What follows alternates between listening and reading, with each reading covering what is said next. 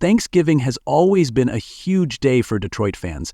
For the first time, writes Craig Ellenport, they have bigger turkeys to fry.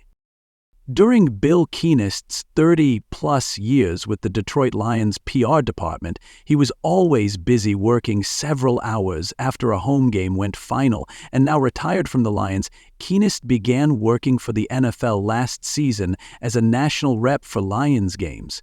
In this role, Keenest is done working 20-30 minutes after the game ends. So, as he was leaving Ford Field last year, 14, following Detroit's 24-23 playoff victory against the Los Angeles Rams, Keenest witnessed something he had never seen. There were still thousands of fans in the stadium, Keenest recalls. They didn't want to leave.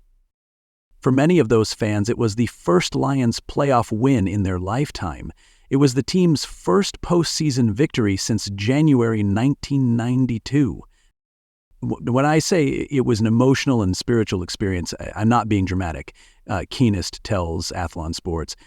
And then walking out with all the fans, it was something I could not have prepared for, because I've never really done that. To see just the unadulterated joy and the hugs, the tears, the cheers, everybody was just one extended family.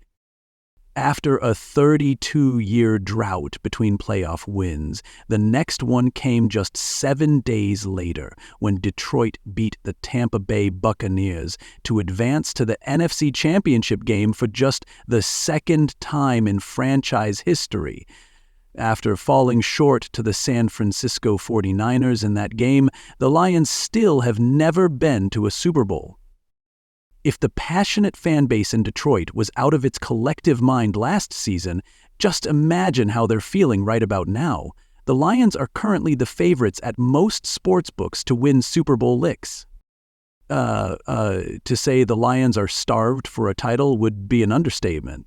The franchise hasn't been crowned NFL champion since 1957, a team that featured 7 Hall of Famers, including Bobby Lane, Frank Gatsky, and John Henry Johnson. They were a cast of characters, but also fantastic football players, says Dick LeBeau, who didn't get to Detroit until 1959, but played with several of those championship Lions players. Before his stellar coaching career as one of the greatest defensive coordinators in NFL history, LeBeau was a Hall of Fame defensive back who played 14 seasons with the Lions.